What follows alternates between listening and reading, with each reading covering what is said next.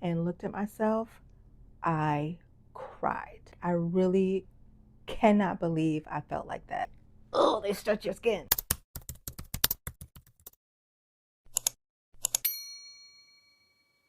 For the past 7 years, I have looked like this with upper belly fat, lower belly fat, 2 C-sections, perimenopause, all these things compounded together to create my 3 month pregnancy belly when I was absolutely not pregnant. Child, had it all removed. I went to Sono Bello and I had laser liposuction and a tummy tuck alternative to remove the excess fat.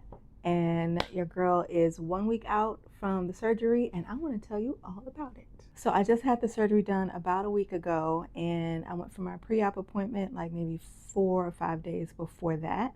And at that pre-op appointment, I have notes. So in case you see me looking down, that's what I'm looking at. I got my notes. At my pre-op appointment, that's where the surgeon comes to see you, and they kind of see what work they need to do, make sure that you are a good candidate, first of all. They also give you your prescriptions and all of your pre-op steps that you need to take before you have your operation. So the nurse will kind of run down with you what you need to bring with you and what time you need to be there, what you need to do beforehand. Like you need to make sure that you shower the night before and the morning of with antibacterial soap. You can't put on any deodorants, any lotions, any oils, anything like that. You just got to go in dry, girl.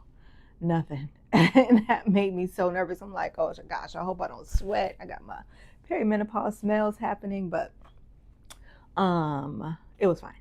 And then you also get your prescriptions that you need to take. They ask you what pharmacy you want them to send it to, and you have to pick your prescriptions up at least 2 days before your procedure because there's a couple medicines that you need to take beforehand. So they give you something called arnica. They give this one to you, and that one is for bruising. Like if you're a person that bruises easily, it's something that you take 3 times a day. The 2 days before your surgery and then the day before, but not the morning of. So you only take those for 2 days. And then you get other medications that you have to take the night before your surgery. And that's for like antibacterial and another one for like swelling and pain. Something else that I did the night before is that I went to bed late because my surgery time that I need to be there was at 7:30. So I figured if I go to bed late, I'll be tired and then maybe I'll sleep through the surgery. So that was my thought process. Even though they give you like medication to kind of make you a little bit drowsy, I wanted to make sure that I was like sleepy because I didn't want to be awake for the whole thing. You can be because it's not really painful, but we'll get into that in a little bit. Another really important thing is to make sure that you have someone who can either be there with you, like bring you and stay there the whole time, or who's going to pick you up and like be your caretaker for the next 24 hours. It's really important. Fortunately, my husband was there. I ended up taking an Uber to the facility because he had to get the kids to school and all that. So I took an Uber and then he came to pick me up. And there's no way I would have been able to go by myself or in an Uber on the way home because like you are completely out of it from the medications and the surgery. So you definitely need somebody who can take care of you and who is willing to do that. You know what I mean? So my surgery time was 7:30 on a Tuesday. I ended up getting there like around 7:15 or so, and they took me right back and got dressed. They give you like a little bra and underwear set. I don't know, it kind of feels like paper. So you put that on with a robe and some socks because you're going to go into surgery. And the surgeon comes in to draw on your body. So they use like a Sharpie or a marker to kind of draw to figure out, I guess, where they're going to be making the incisions and where the fat is going to come out of and all that stuff. With the tummy tuck alternative, they basically are pulling your skin down. I know it sounds really gross and crazy, but they remove the extra skin and they pull your skin down. And also once the surgeon finishes drawing on you, they also have someone to come and take pictures. I'm guessing that the surgeon kind of uses those photos for reference at some point during the surgery. I'm not entirely sure, so I didn't ask because I was a little just tired at that point. Then you sit for a minute, the nurse comes back in and gives you some more medication. They take your vitals, they make you take a urine test to make sure you're not pregnant. So be prepared for that. I don't care how old you are, they are going to give you a pregnancy test. Yay, I wasn't pregnant. And they, of course, take your vitals, blood pressure, and your heart rate. Then you get some medication. So the nurse comes in and gives you medicine to help with the pain. They give you an antibiotic to help with any infections so you don't get any infections. And something else. I can't remember exactly what it is because, girl, I was tired. They give you the little cocktail, they call it. You have to take all of those. And then you just sit for a minute, you relax. The nurse actually asked me what kind of music I wanted to hear. She was playing like a Janet Jackson station, which was perfect for me because I love Janet. So even though I didn't really hear much of it because I literally slept most of the procedure. But once you are feeling a little tired, a little woozy, they come back in and walk you over to the surgery room, which I honestly don't think I fully remember that part. Yeah, I don't think I remember being walked over to the surgery area. I think it's maybe just a door that I had to go through to get in there. And then you get on the table and they start with the numbing process, which you can definitely feel. I'm not going to say it was completely painless. I did feel a little bit of pain during that numbing process, but it wasn't like unbearable. You know what I mean? I felt it and it was uncomfortable. And then you're numb, so then you don't feel much else. You do feel some like movement and you feel like some poking, but it's really not painful at all once they get started. And I hear people say that, you know, I've watched several videos of people talking about their experience, and they always say, oh, it's not painful. I was awake the whole time. I was, you know, talking, having conversation. I wasn't awake because I was tired, but I did hear some conversations. I wasn't in pain. I wasn't like, you know, in agony or anything like that. Just like most people said, it was uncomfortable, but really not very painful at all. I want to say the surgery lasted about 3.5 hours. I think I went in at about 9 and was done by about 12:30. But like I said, I slept for most of it. I was so tired from not sleeping the night before and then from the medication that they gave me that I slept, girl. I was so tired, and it didn't feel like more than 30 minutes once I was done. I looked at the clock and I'm like, oh my gosh, it's 12 already? Like, that's crazy. It didn't feel like it had been that long at all. I do remember, though, while I was on the table, I do remember them calling my husband and telling him that he could make his way to come pick me up. But he's only like 25, 30 minutes away from the facility. So, you know, it was pretty easy for him to get there. And he was there by the time I was out of surgery and like in the recovery, he was already there. So once you're done with the surgery, they put you in the compression garment, which I have on right now still. And you have to put on your clothes and wait, just sit and wait for, I don't know, I guess for you to feel a little bit better, or for my husband had to sign me out. He also had to just fill out some paperwork to let them know that he was the person that was going to be taking care of me, sign some papers, stuff like that. And I actually ended up they suggest that you wear some dark, old clothing. I didn't have any dark, old clothing, so I wore a caftan. I felt like that was something easy that I could just throw over my head without having to like worrying about pulling up pants and, you know, all this kind of stuff. So I wore a caftan. It was really comfortable to wear and made it super easy for me to get dressed. So I just sat in my caftan, waited for him to get finished with all of his paperwork and stuff. And then they had me sit in a wheelchair and kind of wheeled me out to the car, basically straight out to the car. They do suggest, though, that you bring a towel to put in the chair so that when you sit down, because you're leaking like the numbing fluids and a little bit of blood also. And I actually did not realize how much I would be leaking. I didn't realize it would be a lot. I don't know what I was thinking, but they put like poise pads all over your abdomen area, and then like some other pad on top of that, and then close a compression garment over all of that. And so that keeps it nice and tight on you. But the thing about it is you're leaking so much that like you have to change. You get home, you nap for a little bit, and you have to change those out because there's so much drainage happening. And you are definitely going to need help with that. So when I got home, probably about, I don't know, like 1:30 maybe, by 2 o'clock, it was time for me to have another pain medication. And they give you Oxy, which, let me tell you, that stuff will have you feeling crazy. I was woozy.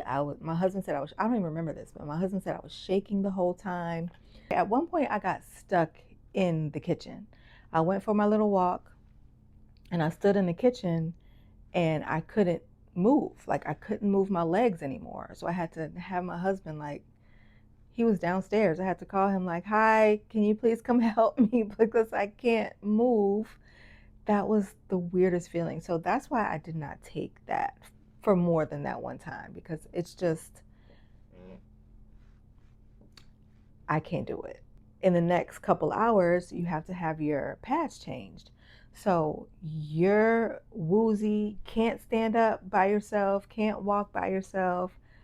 And not because you're in pain, but because you're just like so woozy from the medication. And he had to help me to the bathroom. And then he had to take the pads and stuff off, like unhook my compression garment and then take the poise pads off and replace them. And he was so grossed out by it. I'm so glad he loves me. He was so grossed out by it. He was like, I don't know if I can do that again. But he helped take them off and then replace them all, close the thing for me. I couldn't do any of this because I was like shaking and just feeling so woozy and crazy. Then he helped me back to the couch, and that is actually where I slept for the first 2 nights, because they suggest that you sleep on the couch kind of, or sleep where you can sleep almost sitting up with maybe a 30-degree angle with a pillow under your knees. And that was actually really, really helpful for getting asleep. And I'm not going to say I was comfortable, but I think had I tried to lay all the way down, it would have been absolutely no. Like I would not have gotten any sleep had I tried to lay straight back. I would suggest you prepare your caretaker for the changing of the pads, because it is pretty gross. You also want to make sure that you get a laxative when you get your medication before your surgery, because you don't want to be trying to go to the bathroom when you have this soreness in your midsection. Like, it's not a good look. So you want to make sure that you have your laxative. I'm going to be honest though, I took 2 the first day and 2 the second day, and I didn't go the first day at all. After the first 24 hours, I still hadn't gone, and the second day is when I was able to move my bowels. And it was so much easier having had the laxative. So make sure you do that. As far as pain, that's probably the question I've gotten the most. How painful is it? If you've had a C-section, the pain is absolutely nothing like the C-section pain. Like, that was so horrible. I still remember what that feels like. And this was nothing like that at all. This really kind of felt like you did a really, really strenuous ab workout and your abs are really sore. So it hurts to cough, it hurts to laugh. When you get up, because I had my tummy tuck alternative, when I get up, sometimes it just feels really tight until maybe like the first 30 seconds, and then I'm able to stand up straight. But sometimes I'm just kind of like hunched over still, and this is like day 8. So still day 8, sometimes I get up and I'm just a little hunched over because my stomach feels a little tight, the skin feels tight, but then it just kind of loosens up and then I'm okay once I'm standing for a little bit. They also suggest that you do a lot of walking. So when I say a lot, I mean like 10 minutes every couple of hours. So I actually set an alarm for myself to get up every 2 hours, because otherwise I would have just laid there. And that's not good for your blood circulation. It's not good for healing. It's not good for, all the work you just had done. So definitely want to take that advice to make sure that you're getting up to walk every couple of hours. Another thing my husband did was he warned the kids to be gentle. My daughter has a tendency to like jump on me and love being very rough with her hugs. So he had to like warn her. She's 7, so she's a bigger girl. So yeah, we couldn't do any of that. Like very gentle, light hugs from her. And so that was the first, I'm gonna say 48 hours. So day 3 is when I can finally shower. Day 3 at 72 hours is when you can take your first shower, when you've had the AbEX, which is what the tummy tuck alternative is called at Sono Bello. And when you have that, you have to wait 72 hours to shower. So imagine, I did put on deodorant, but you can't, you got all these fluids leaking and all this stuff happening and you can't shower for 72 hours. I felt so gross and so excited to finally take that shower. And when I did, when I took the compression garment off for the first time and looked at myself, I cried because it had been so long since I had seen my body look like this. Like, I was able to look down and see the top of my thighs, which I literally haven't been able to, unless I like pushed my stomach in or sucking it in real hard, was not able to even see the top of my thighs because my stomach was like, just had this weird shape, especially the top, like this perimenopause bubble up top, and then the C-section. Anyway, just thinking about how different I feel and how much better I feel made me so emotional to see it. So on day 3, I definitely felt a lot more comfortable. The shower helped, being able to, because we have a steam shower, so I was able to get that nice steam shower. And I didn't like soak my body under that, but I still used the antibacterial soap on my midsection and then my back, because that's where they did the fat removal.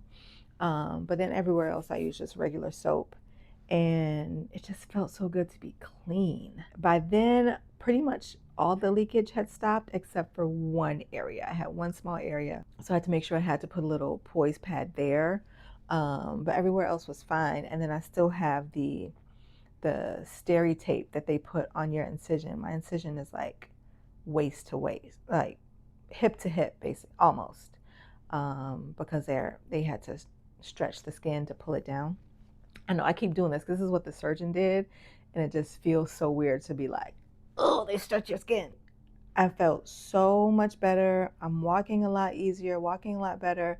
That I ended up taking the kids to school. Our kids go to school about 3 blocks away from my house, so I was able to walk them to school, and sure, by the time I got home, I was tired and I pretty much rested for the rest of the day. I mean, I did get up and do my little short walks, but I wasn't doing, those long walks anymore.